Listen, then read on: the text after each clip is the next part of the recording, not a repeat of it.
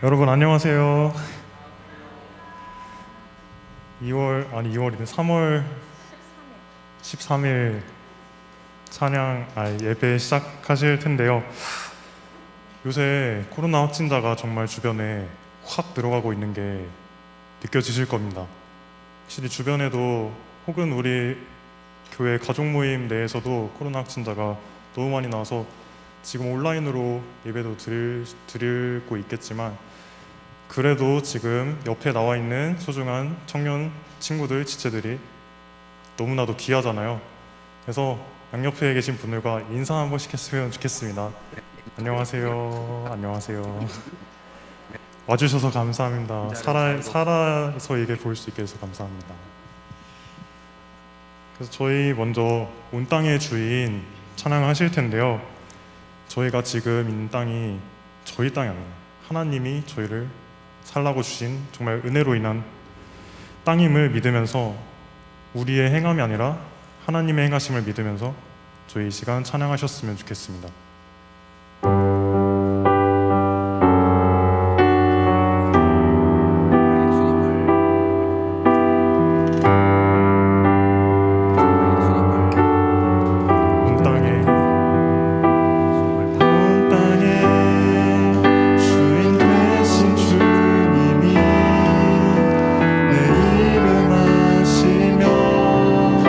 사랑만 돌보네.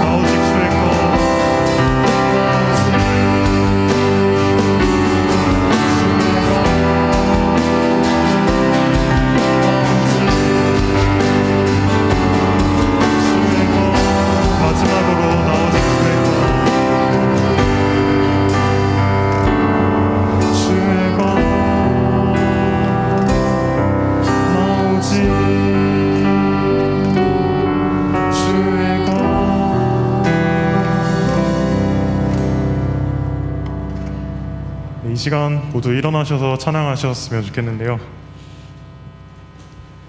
저희의 믿음의 크기보다 훨씬 더 크신 저희 하나님을 생각하시며 찬양하시면 좋겠습니다.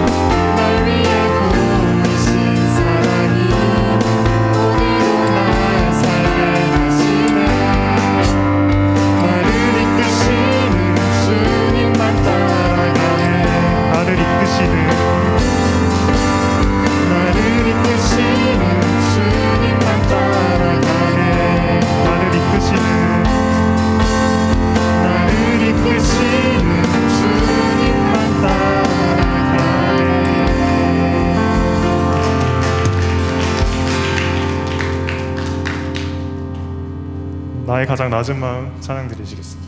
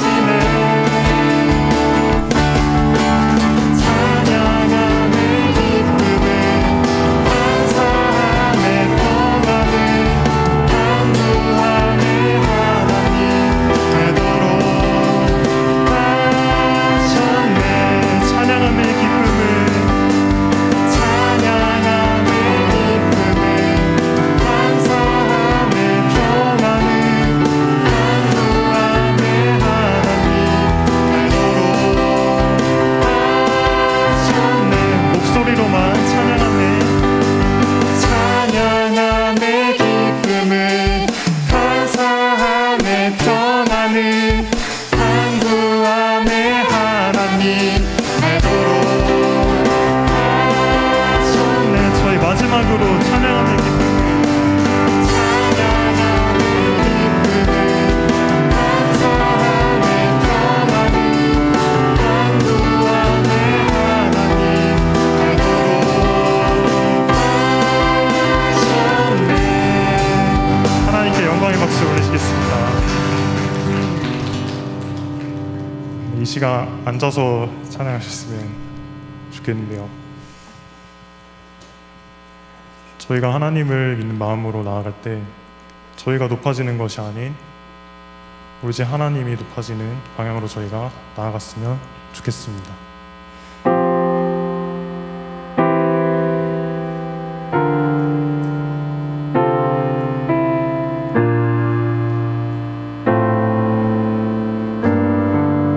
우리의 섬김 우리의 섬김이 더 낮은 곳으로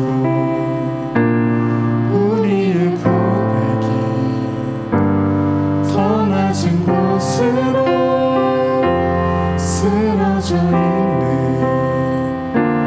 그들을 향해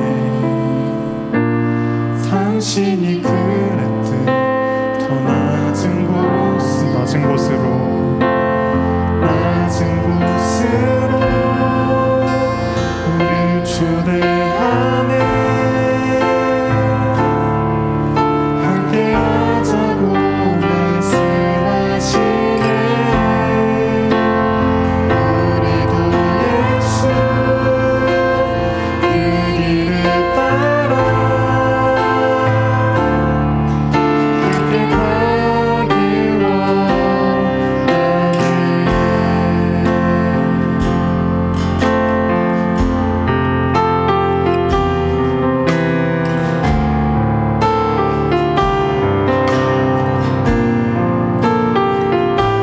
처음부터 찬양하시겠습니다. 우리의 섬김이 우리의 섬김이 더 낮은 곳으로 우리의 고백이 더 낮은 곳으로 쓰러져 있는 그들을 향해 당신이 그랬듯 더 낮은 곳으로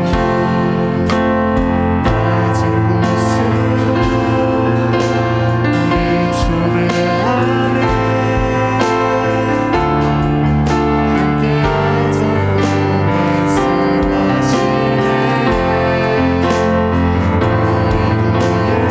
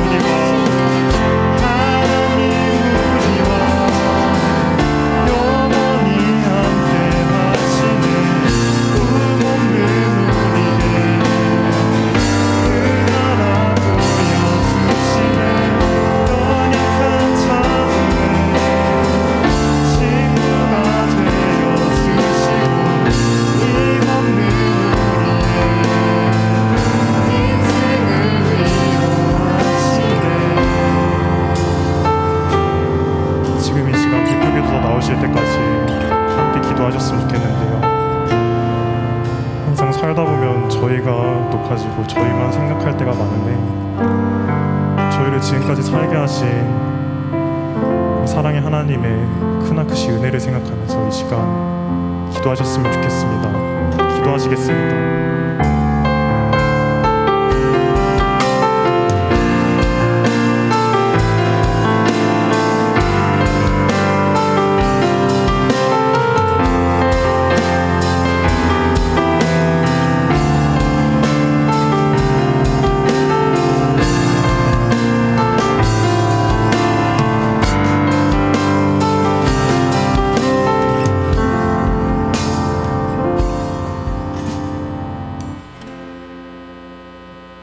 기도드리겠습니다.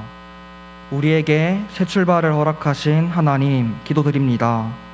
한 학기가 시작하였습니다. 설레는 마음으로 3월을 맞이합니다. 많은 선후배 그리고 동기들을 사귀게 하시니 감사합니다. 또한 학문을 배우는 기회를 주셔서 감사합니다. 일을 할 수 있는 기회를 주셔서 감사합니다. 당신의 은혜입니다. 주님, 그러나 우리가 마태복음의 부자 청년을 닮지 않게 하소서. 부자 청년은 재물이 많은 축복이 있었으나 되려 그 재물이 걸림돌이 되어 주님께 나아가지 못했습니다. 우리가 받은 관계의 은혜, 공부의 은혜, 근로의 은혜가 하나님께 나아가는데 걸림돌이 되지 않게 하소서. 항상 이 예배의 자리를 지키게 하소서.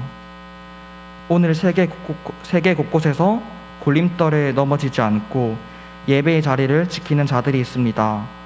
각지의 목사님들의 입술을 주장하사 선포되는 말씀이 힘있게 하소서. 성도들이 당신의 사랑을 알게 하소서. 그리하여 하나님을 아는 성도들이 온 세상에 충만하게 하소서. 이사야 11장 9절 내 거룩한 산 모든 곳에서 해됨도 없고 상함도 없을 것이니 이는 물이 바다를 덮음 같이 여호와를 아는 지식이 세상에 충만할 것임이니라. 당신을 아는 지식이 충만할 때 해됨도 상함도 없다고 하셨습니다. 하나님을 아는 자들을 충만하게 하사 이 땅에 벌어지고 있는 전쟁이 멈추고 평화가 정착되게 하소서. 오늘날 우리나라에도 이념 갈등, 젠더 갈등, 세대 갈등 등 작은 전쟁들이 있습니다. 이로 인해 정의와 공의가 실현되지 못하고 있습니다.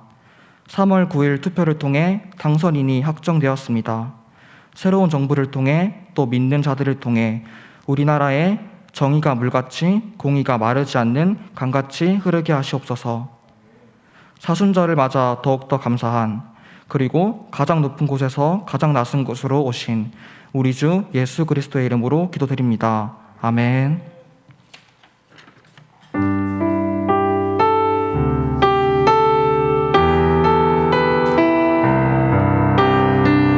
마음을 다해서 찬양하겠습니다. 오늘 이 자리에 오늘 이 자리에 모인 우리 어린 양 예수 따라가는 우리 되게 하소서. 성령의 충만한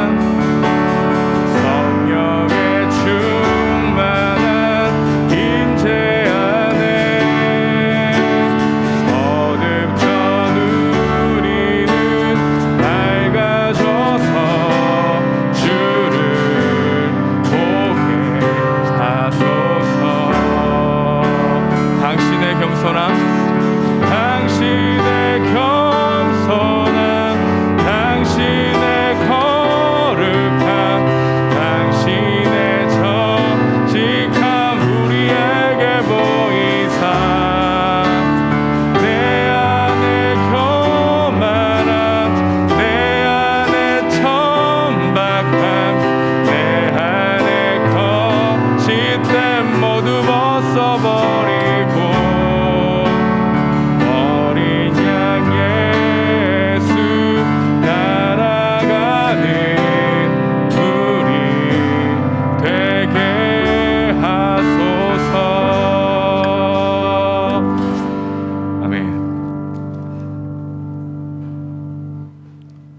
오늘 선포될 하나님의 말씀은 누가복음 17장입니다. 누가복음 17장 1절에서 10절까지의 말씀, 하나님의 말씀 받들어 읽겠습니다. 누가복음 17장 1절에서 10절까지의 말씀, 우리 함께 교독하도록 하겠습니다. 예수께서 제자들에게 이르시되 실족하게 하는 것이 없을 수는 없으나 그렇게 하게 하는 자에게는 화로다.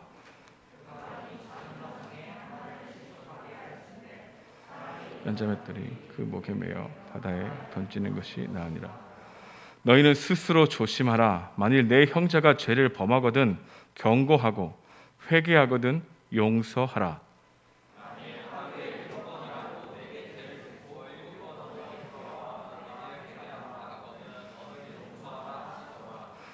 사도들이 주께 여짜오되 우리에게 믿음을 도와소서 하니 주께서 이르시되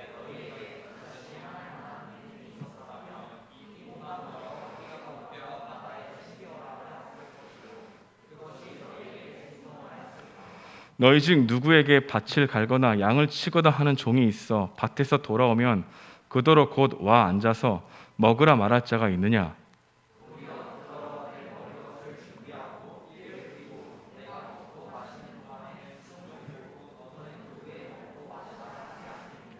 명한 대로 하였다고 종에게 감사하겠느냐?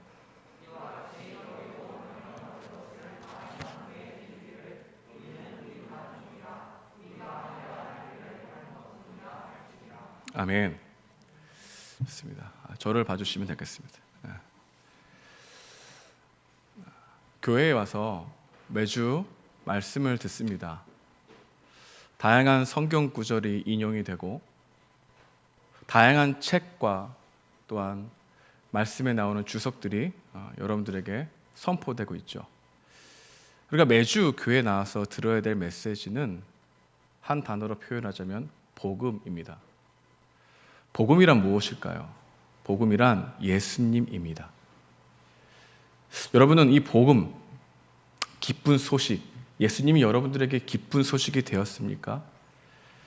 여러분들은 예수님을 믿고 여러분의 삶 가운데 어떤 변화가 있습니까? 예수님을 주님으로 모시고 예수님이 우리를 위해서 십자가에 못 박히시고 또한 고난 당하시고 용서하시고 또한 3일 만에 부활하셔서 여러분들의 죄를 사하여 주신 은혜가 여러분들에게는 어떻게 실제가 되어 마음이 변화되었습니까? 여러분은 어떻게 주님을 믿었고 어떻게 예수님을 영접하게 되었습니까? 여러분들에게는 마음의 변화가 있어요. 그럼 이렇게 질문할 수도 있습니다. 목사님, 마음의 변화가 무엇입니까? 예수님을 믿게 되면 어떤 변화가 우리 가운데 일어나게 될까요? 굳이 성경에서 말하고 있는 게 무엇입니까? 라고 물어볼 수도 있을 것이죠. 여러분들이 복음을 믿게 되면 어떤 변화가 있는가? 종교에서 인격적인 관계로 주님을 바라보게 되는 변화가 있죠. 여러분, 이 변화는 우리 가운데 모두 일어나야 될 변화입니다. 그렇지 않고는 예수님을 믿을 수도 없고 따를 수도 없는 거죠. 복음이 실제가 되는 건 예수님이 나를 위해 십자가에 죽으셨다는 이 사실이 2000년 전에 있었던 역사적 사실을 넘어서 지금 나에게 그대로 적용이 되는 말씀으로 들려지는가 들려지지 않는가에 따라서 우리는 이 말씀이 한 귀로 듣고 한 귀로 흘려보내는 말씀이 될 수 있고 이 말씀이 생명의 말씀이 될 수도 있는 것입니다. 우리 어렸을 때 모태신앙들이 참 많은 것 같은데 어렸을 때 교회의 문화에 익숙해지게 되면 종교화되어 갑니다. 그래서 예배를 드리는 게 아니라 예배를 해치우는 경우도 많죠. 그 예배당 밖으로 나가게 되면 허무주의가 우리 마음 가운데 몰려들기도 합니다.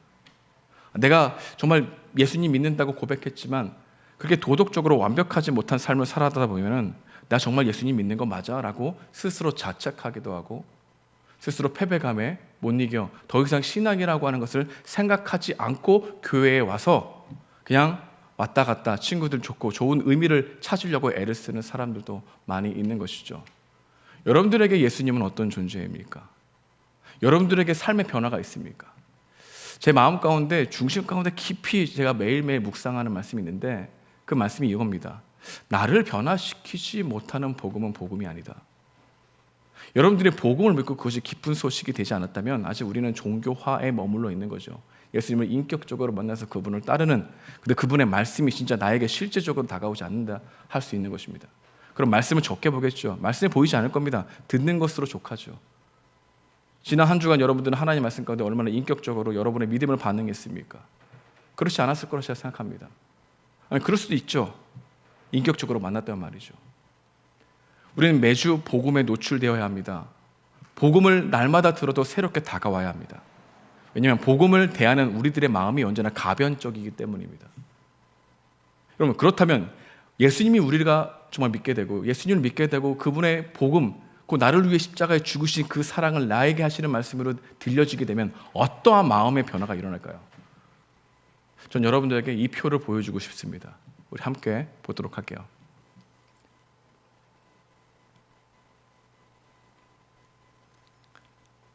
네, 좀 확대해 주시고요. 이 표는 팀 켈러의 복음과 삶이라고 하는 책에 나오는 표입니다.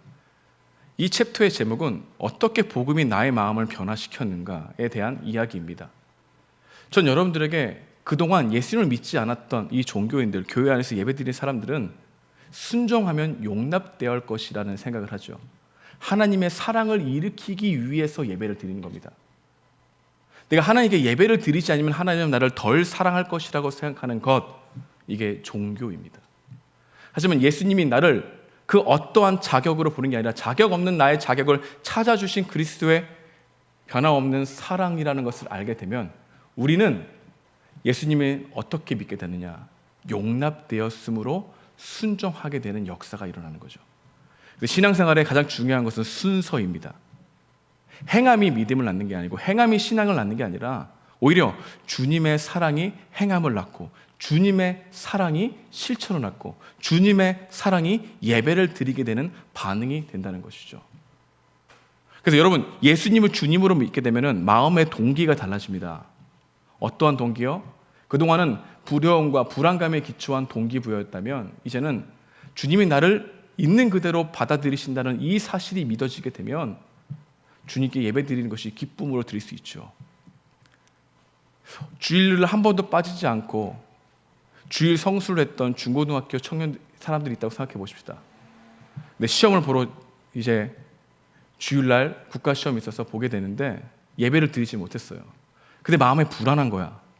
나 예배를 못 드렸는데 내가 시험에 혹시 떨어지지 않을까? 혹시 나에게 잘못된 일이 없지 않을까?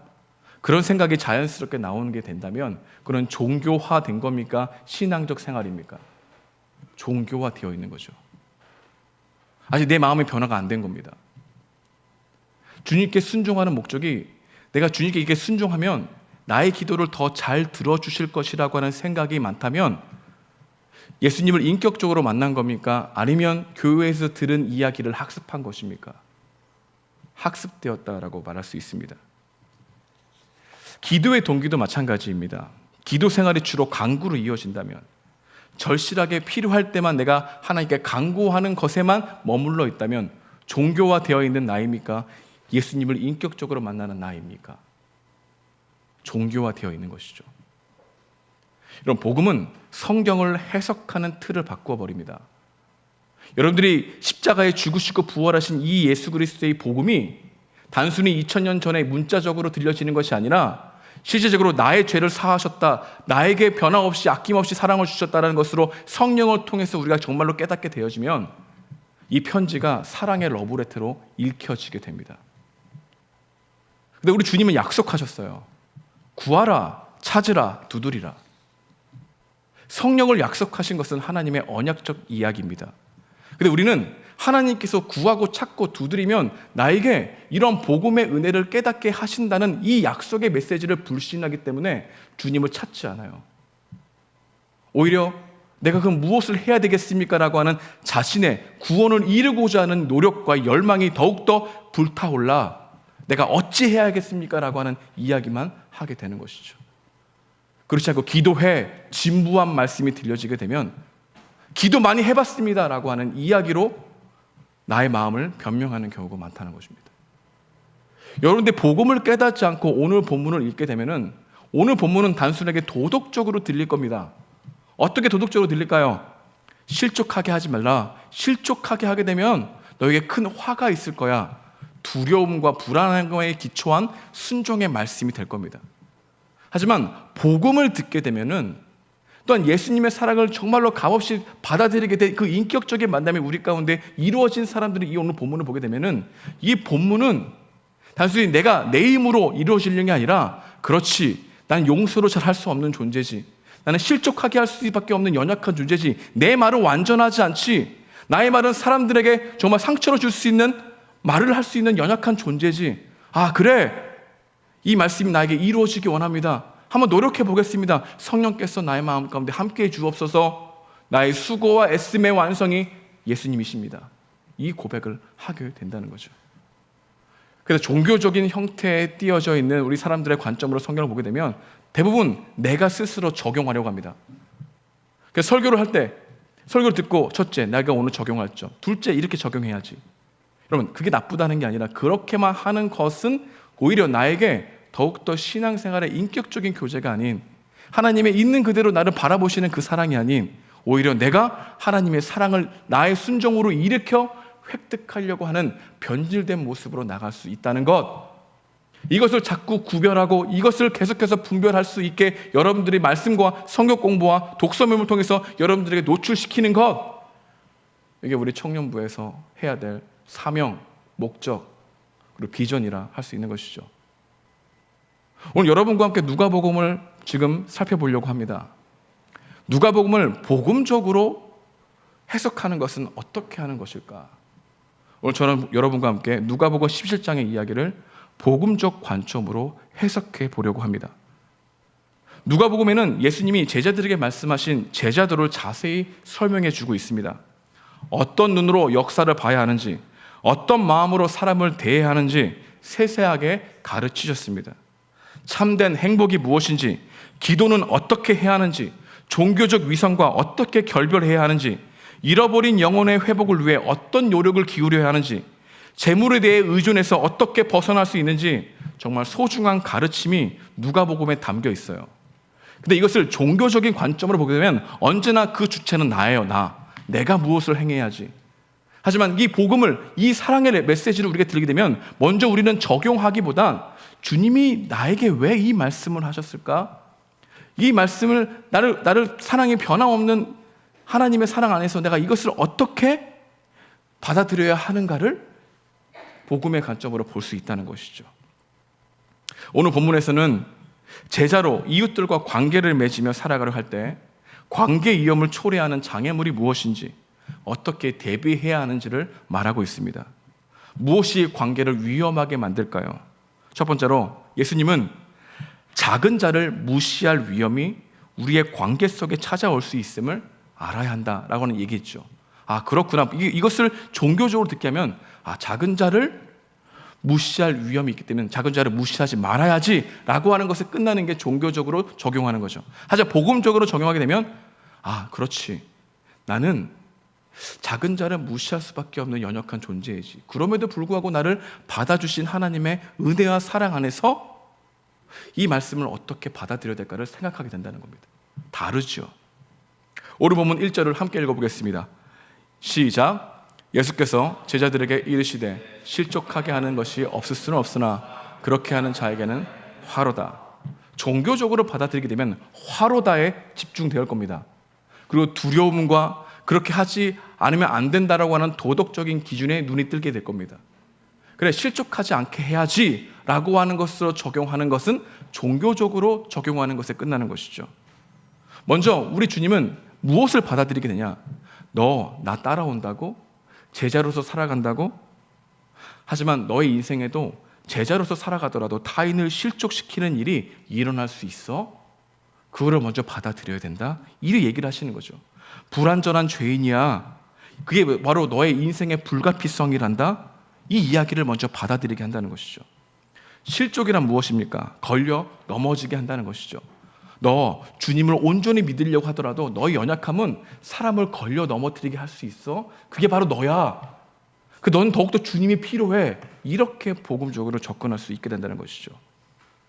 이 세상의 다양한 관계를 맺으며 사노라면 우리는 누군가로부터 상처를 받고 누군가에게 상처를 주기도 합니다. 그 누군가가 가장 가까운 사람일 가능성이 커요.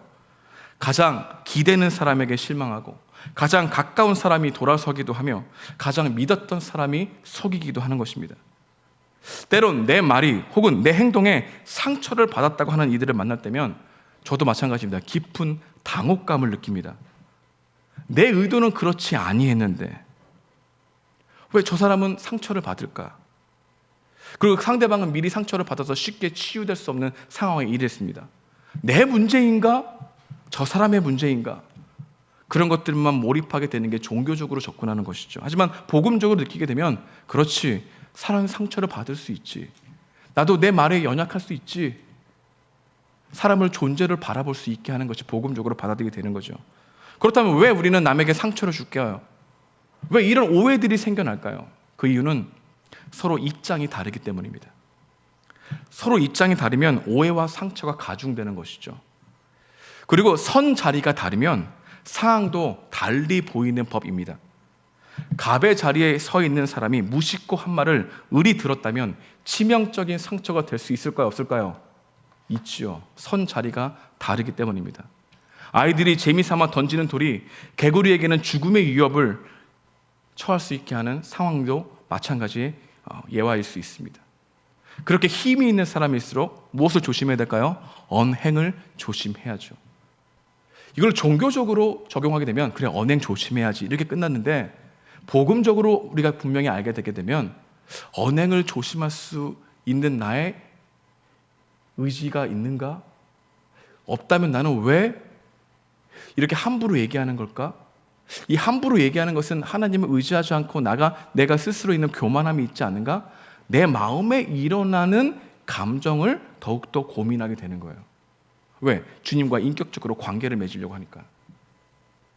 하지만 이걸 종교적으로 믿게 되면은 그래, 조심하자 이렇게 끝나는 경우가 있는 거죠. 여러분, 우리는 모두 힘이 있습니다. 그 남에게 상처를 줄 수 있어요. 그리고 상처를 받을 수도 있습니다. 특히 내가 힘이 없다고 말하는 사람들은 늘 힘 있는 사람의 눈치를 보죠. 자신이 의리라고 생각하면 자신의 삶의 주체가 되지 못합니다. 그리고 갈등을 유발할 말을 하기 싫어해요. 늘 눈치를 보고 있기 때문에 어느 웃는 얼굴 하죠. 하지만 마음의 그늘은 쌓여갑니다. 그리고 그 사람이 없을 때 불퉁거리는 내 마음을 표출하게 되는 거죠. 그래서 쉽게 상처를 받고 쉽게 실족을 하고 갑의 언행을 괴로워합니다.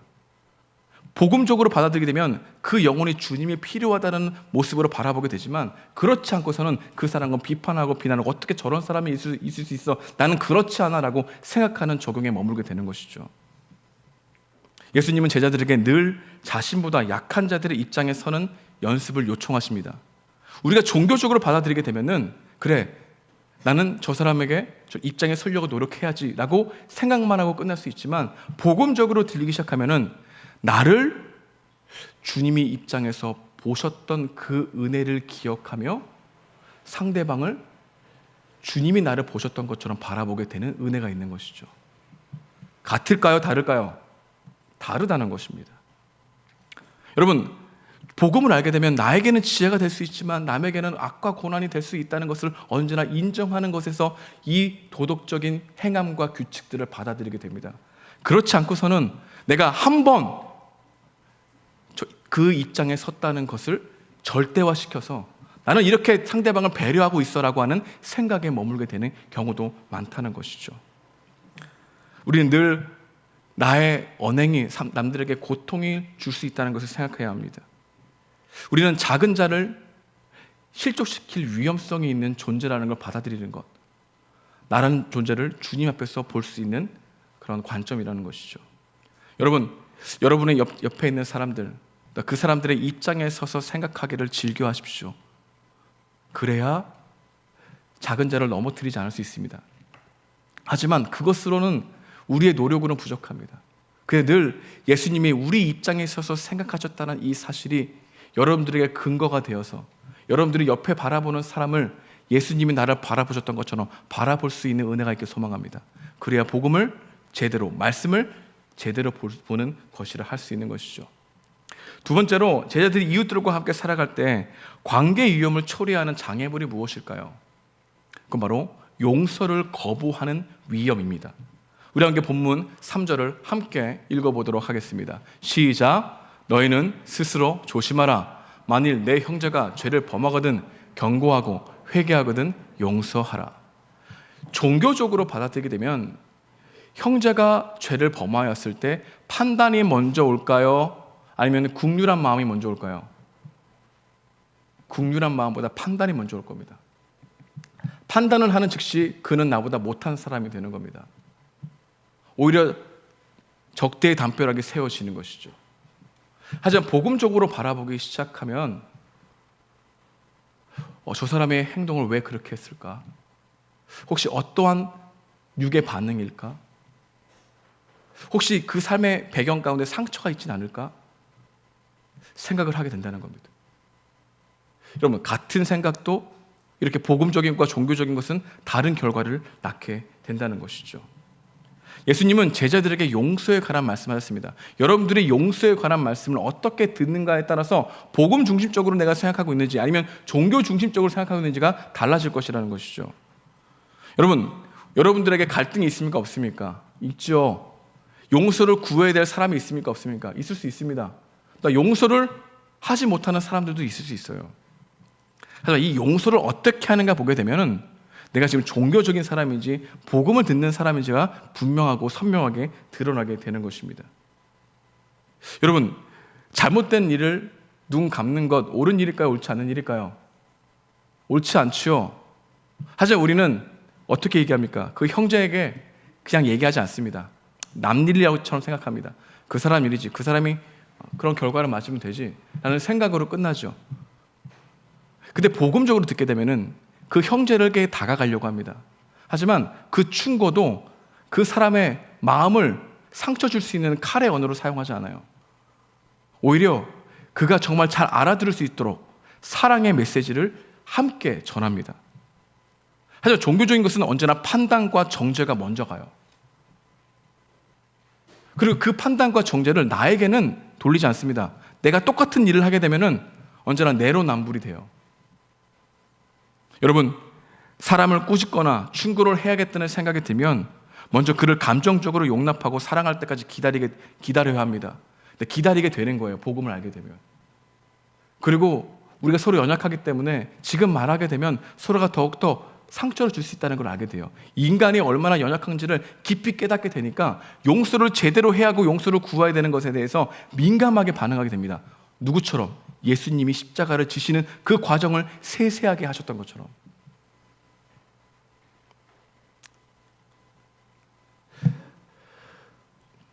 한 가지 또 있습니다. 오늘 본문에 나오면은 우리가 받아들이기 힘든 말씀이 있는데 형제가 회개하면 몇 번이라도 용서해 주려고 합니다. 오늘 본문에 보니까 하루에 7번이라도 용서해야 한다고 말씀합니다. 7번이라는 뜻은 계속하라는 뜻입니다. 하지만 오해하지는 마십시오. 의도적으로 같은 잘못을 하는 사람들을 7번 용서하라는 이야기는 아닙니다. 자기 잘못을 시인하지도 아파하지도 않는 일을 용서하는 것이 가능할까요? 불가능할까요? 불가능하죠. 잘못을 저지른 자의 참회가 전제되지 않는 용서는 진정한 회개가 어려운 것이 그리고 화해 어려운 것이 사실입니다. 잘못을 저지르고도 참회하지 않는 뻔뻔한 사람들이 있습니다. 역사 앞에서, 자연 앞에서, 사람 앞에서 자신이 한 일이 다 드러내도 불구하고 내가 하지 않았다 강변하는 사람들을 보게 되면 오히려 우리는 분노해야 합니다. 그들조차 용서하라는 이야기가 아니죠. 용서를 지향하되 값싼 용서를 거부하라는 겁니다. 악에게 용기를 주지 말라는 겁니다. 그러나 우리에게 실제적으로 일어나는 일들은 큰 문제가 아닙니다. 작은 말 한마디 나오는 상처가 크게 만드는 것이죠.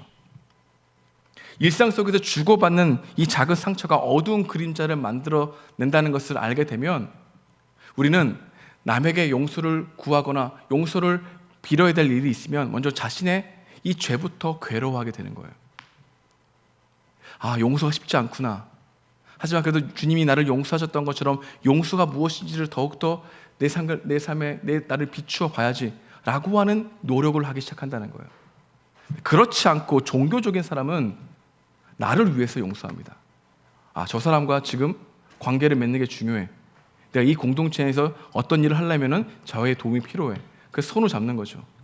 그 용서가 아니라 용서하는 척을 통해서 이익이 되는 것을 따라가게 되는 것입니다. 종교적인 것은 언제나 이렇게 방향이 흘러가요. 하지만 복음적인 것은 그리스도가 나를 용서하셨던 그 은혜에 힘입어 상대방을 바라보게 된다는 것입니다. 그래서 오늘 말씀이 제자들에게 어려운 말씀이었어요. 왜일까요? 스스로 이것을 행하려고 했으니까. 자기의 힘으로 남들을 용서하려고 하는데 같은 죄를 계속 반복해서 짓는데 그들 진지해 보여. 그 형제를 받아들이래. 근데 내 마음에는 그를 받아들일 수 없어. 그래서 나에게 믿음이 필요합니다 라고 예수님께 말하는 거예요. 그럼 그 말은 무슨 얘기입니까? 내가 노력하더라도 나는 할 수 없는 존재입니다. 어떻게 이런 일이 일어날 수 있을까요? 자기 힘만 생각한 것이죠. 여러분, 우리는 용서해야 된다는 것을 너무나 잘 알고 있습니다. 근데 우리 마음 가운데는 용서를 거부하고 싶어 하는 마음이 훨씬 큽니다. 그래서 때로는 상처로, 분노로, 슬픔으로, 편견과 선입견으로 그 독소가 쌓이게 되는 것을 보게 됩니다.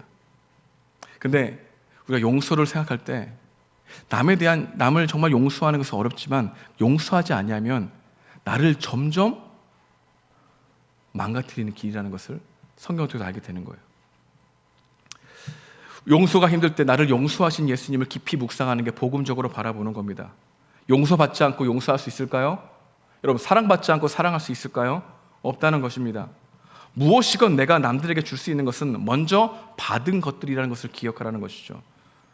금빛을 탕감받았다고 여기는 사람은 작은 상처도 용서해 줄 수 있는 것입니다. 하지만 종교적인 사람은 절대 그렇게 하지 않아요.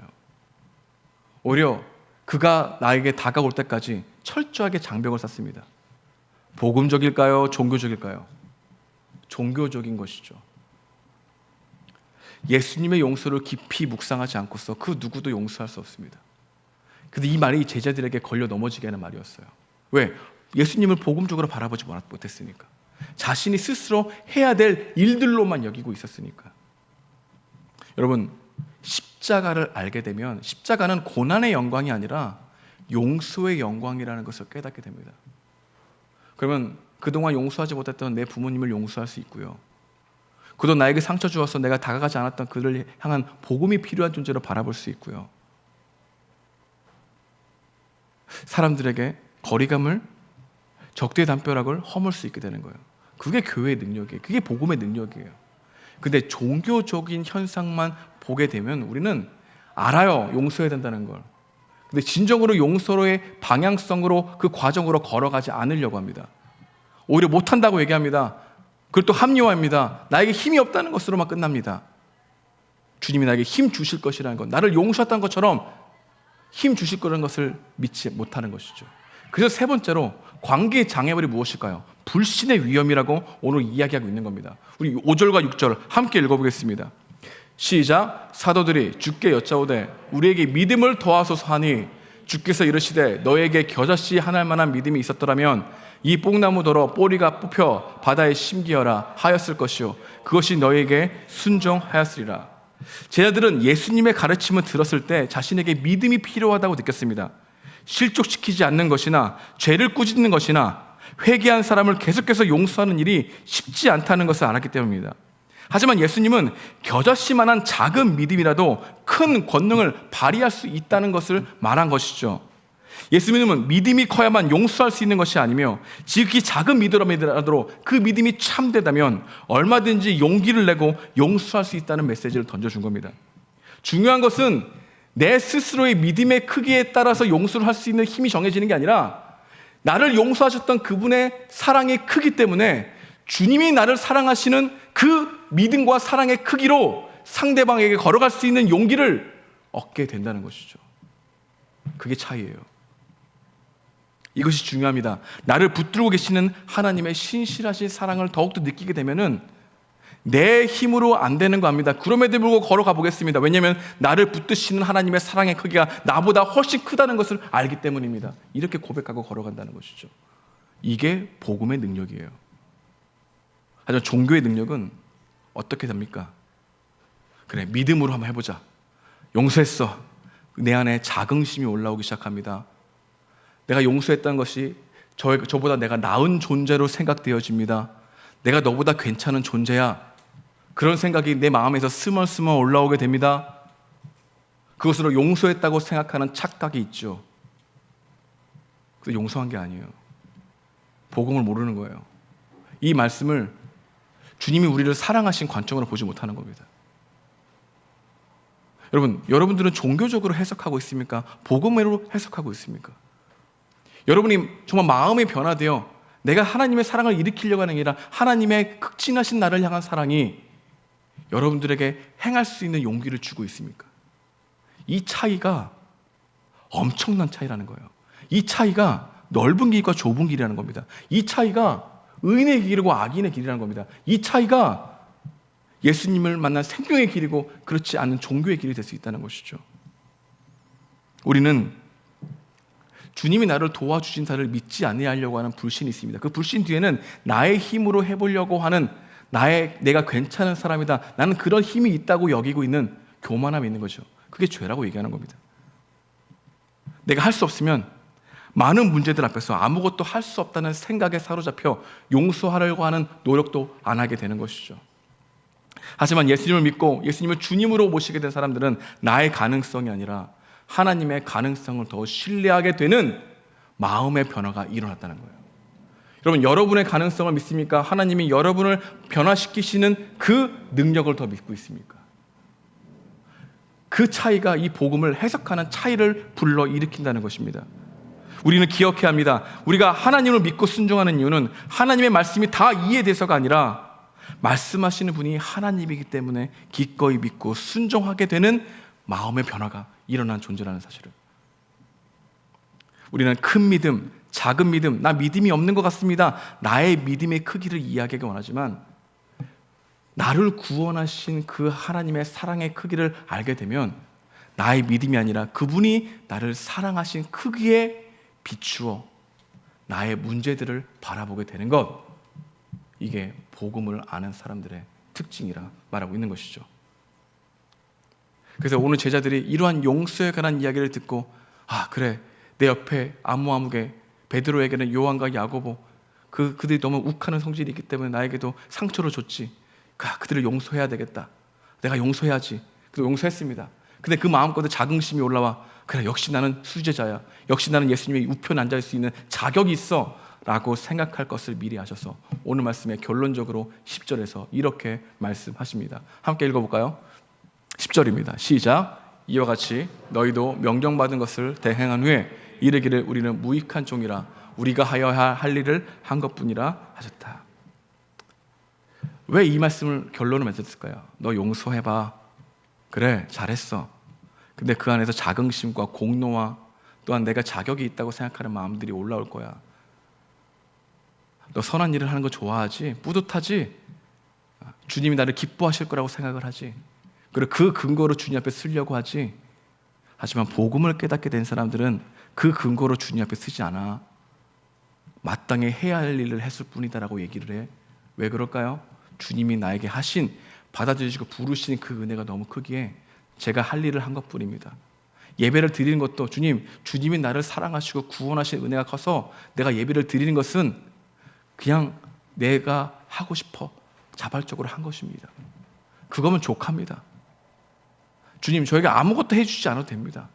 그 주님의 사랑 때문에 내가 예배를 드리고, 그 주님의 사랑 때문에 옆에 있는 사람을 용서하고, 그 주님의 사랑 때문에 옆에 있는 사람들을 섬기고, 찬양팀으로 봉사하고, 가족장으로 섬기고, 대표직으로 조교를 섬기고, 전도도 하면서 복음이 필요한 주제 세상을 바라보게 되는 것, 그 어떤 것을 나를 알아주지 않아도 주님이 나를 향하신 그 사랑이 훨씬 크기에 무익한 종으로서 해야 할 일을 할 뿐입니다. 이렇게 고백할 것이라고 예수님이 말씀하신 거예요.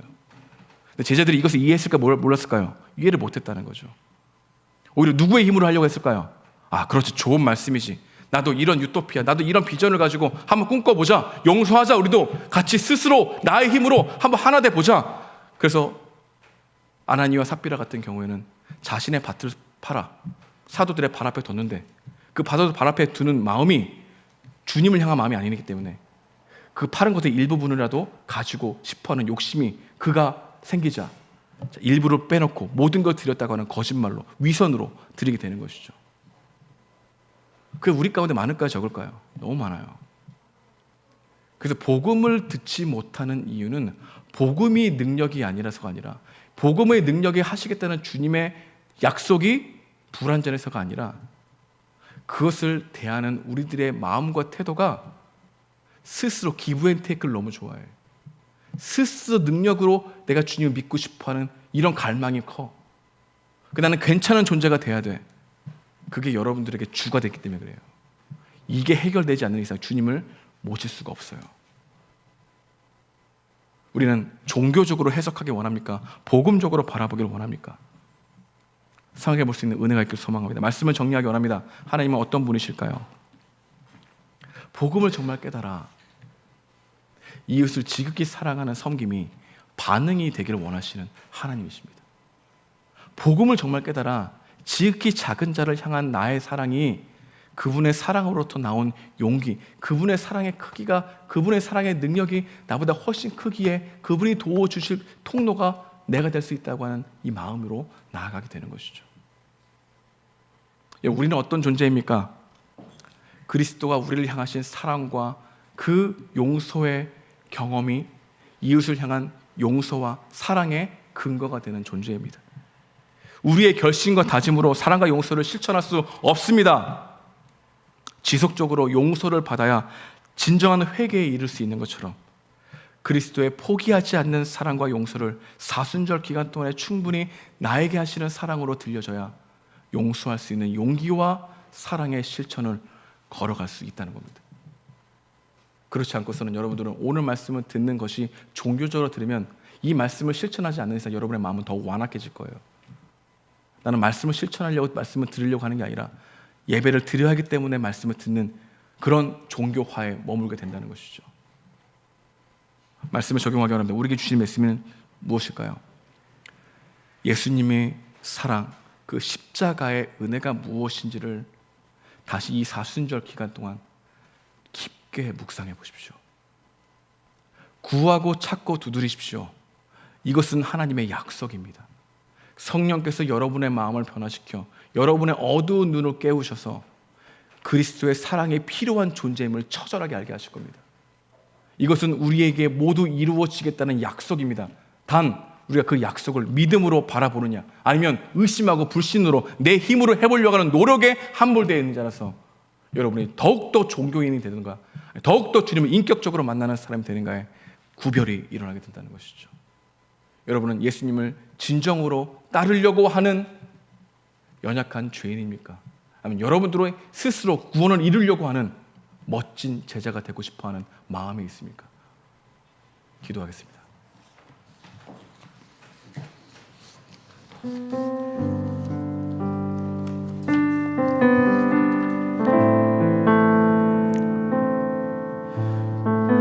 이 시간 뒤돌아보기 원합니다. 여러분 예배를 드리는 근거가 예수님이십니까? 이렇게 생각할 수 있습니다. 나 아직 예수님 만나 만났구나. 나 아직 종교적으로 내가 예수님 믿구나. 어떻게든 되겠지. 그렇게 소극적으로 받아들이지 마십시오. 그게 바로 우리가 내 영혼이 반응하는 겁니다. 어떻게 받아들여야 될까요? 주님 약속하셨다고요? 주님 나를 만나 주시겠다고요? 그리스도의 사랑이 무엇인지 알게 하시겠다고요? 구하라 하셨다고요? 찾으라 하셨다고요? 두드리라 하셨다고요? 성령께서 우리 가운데 분명히 복음을 깨달아 알게 하신다고요? 주님 저에게도 그것이 임하기 원합니다. 저도 구하겠습니다. 저도 찾겠습니다. 저도 두들겠습니다. 내가 원하고 내 미래를 통제하고 싶은 것을 구하는 것이 아니라 예수 그분 한 분을 구하겠습니다. 말씀을 깨닫게 해주십시오. 이렇게 반응해야 될 줄 믿습니다. 여러분에게 주신 메시지가 있다면 그 메시지를 붙들고 기도하는 시간 갖도록 하겠습니다. 함께 기도하시겠습니다. 주님 감사합니다. 주님 우리들의 삶을 뒤돌아봅니다. 날마다 새롭게 시작하게 하시는 주님, 하나님 무엇보다 오늘 말씀을 복음적으로 해석할 수 있는 은혜를 허락하심에 감사합니다. 용서하지 않으려고 하는 우리들의 마음을 통해서 복음이 필요한 존재임을 다시 한번 재발견하게 됩니다. 하나님 나를 위해서 십자가에 죽으시고 부활하신 그분의 은혜가 크게 다가오지 않는 우리의 죄성 가운데는 하나님에 대한 불신이 있습니다. 하나님을 믿지 않아도 된다고 생각하는 것, 내 미래의 모든 능력은 내가 가진 것으로 해결할 수 있다고 생각하는 것, 하나님 스스로 내가 그 삶을 영위해 간다는 것이 인생의 목적으로 생각하는 것, 하나님 이것들이 회개되어질 줄 믿습니다. 주여 도와주시옵소서. 이 청년들의 마음 가운데 더욱더 종교화되는 것이 아니라 그리스도의 말씀을 통해서 마음이 변화를 받아 주님의 사랑 가운데 말씀을 볼 수 있는 은혜를 허락하여 주시옵소서. 그래서 이 복음이 나에게 기쁜 소식이 되어 나를 변화시키지 못하는 것이 아니라 주님 나를 이렇게 변화시켰구나, 너에게도 이런 복음이 필요하다고 하는 기쁜 소식이 될 수 있도록 우리 청년들의 마음을 붙들어 주시옵소서. 함께 하시기 믿습니다. 오늘 말씀을 생각하면서 믿음과 삶 함께 찬양하며 나가기 원합니다. 찬양하겠습니다. 마음을 다해 찬양하기 원합니다. 주님이 여러분들의 기도를 들으십니다. 믿음과 삶을 살아내는 실력이 너무나 다른 내 모습을 볼 때에 이 모습도 주가 사랑하실까, 자신 없는 내 모습 그저 주님 앞에 있네. 나 같은 자도 사랑하여 주시고 아멘. 한 번도 나를 떠나지 않으셨네. 아픔 속에 주를 찾게 여긴 날 꾸짖지 않으시고 내 손 잡아주시네. 오직 주님 안에, 오직 주님 안에 두려움 없네. 고난을 통해 날 만드심을 믿네.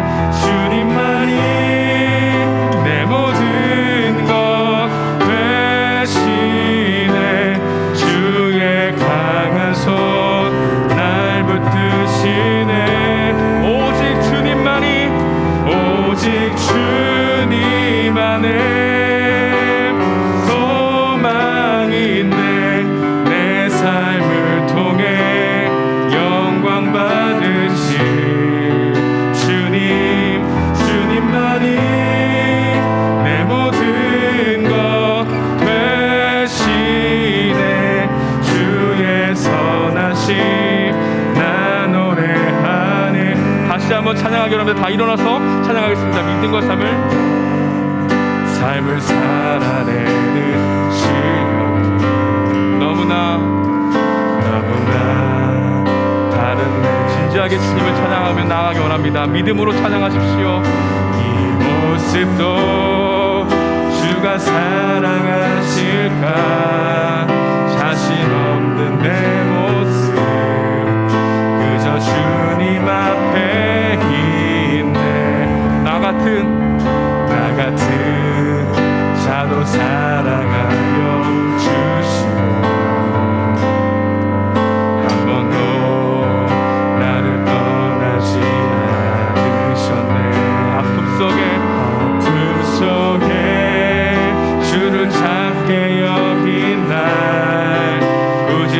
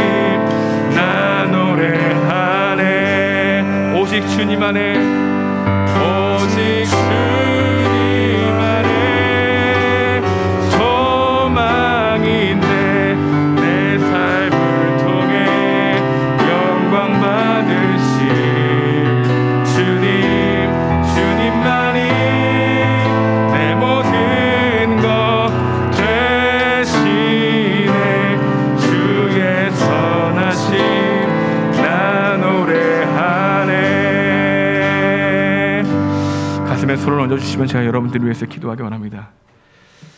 주님, 우리가 주님 앞에 섰습니다. 앉아 있을 수가 없습니다. 그 주님의 크심 앞에 경외하기 원합니다. 믿음과 삶을 살아내는 실력이 없다는 것을 인정합니다. 내가 괜찮은 존재가 아니라는 것을 더욱더 압니다. 언제나 위선과 사람을 가리는 나의 마음으로 내가 나라고 하는 내 모습을 드러내지 않으려고 하는 모습 또한 있음을 알게 됩니다. 어렸을 때부터 교회를 다녔지만 중간중간에 주님이 주시는 은혜도 있었지만 내가 주님의 사랑으로 인하여 변화되는 것이 아니라 내가 주님의 사랑으로 일으켜 그분이 나를 사랑하시도록 만들려고 하는 종교적인 모습들이 너무 많이 있음을 고백합니다. 주님, 다시 첫 단추를 채우기 원합니다. 주님, 나에게 힘이 없습니다. 우리에게 힘이 없습니다. 그럼에도 불구하고 구하라, 찾으라, 두드리라. 내가 너를 구하리라. 내가 너를 만지리라. 너는 내 자녀라. 너는 내 아들이라. 내가 너를 얼마나 사랑했느냐. 나의 독생자 아들 예수 그리스도를 주기까지 너를 사랑하였느니라. 내가 곧 길이요 진리요 생명이니 나를 말미암자거나 아버지께 올 자가 없느니라. 오, 이들이 하는 일을 알지 못하는 고백하시면서 이들을 용서하시려고 애쓰셨던 주님, 우리들이 하는 일을 알지 못하고 스스로 괜찮은 존재라고 생각하는 우리들을 용서하실 주님, 사순절을 그냥 1년에 한 번에 있는 절기로 생각하지 않게 하시고 주님의 사랑을 더욱더 발견하여 종교적인 현상이 아니라 나를 구원하신 그 주님의 사랑의 크기에 압도당하여 주님, 나 힘 약합니다. 주님, 나 도와주시기에 나를 십자가에 죽으실 만큼 나를 사랑하셨기에 주님, 그분 따라가기 원합니다라고 고백하는 우리 청년들 될 수 있도록 이들의 마음 가운데 함께하여 주옵소서. 이제 우리를 구원하신 예수 그리스도의 은혜와 하나님의 극진하신 사랑과 성령님의 감화하시고 역사하심이 주님을 주인으로 모시기 원하고 유일한 가치를 믿기를 원하는 우리 모든 청년들 머리 위에 하나님의 은혜가 날마다 채워질지어다. 아멘.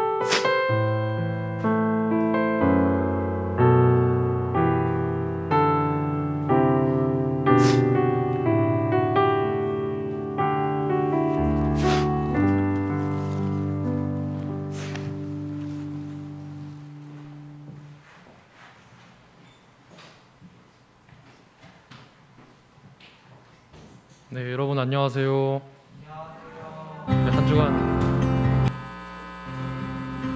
잘 지내셨나요? 제가 원래 비 오는 날을 별로 안 좋아해가지고 오늘 좀 많이 가라앉는데 네, 이해 좀 해주셨으면 좋겠습니다. 네, 광고 시작하겠습니다. 네, 넘겨주세요.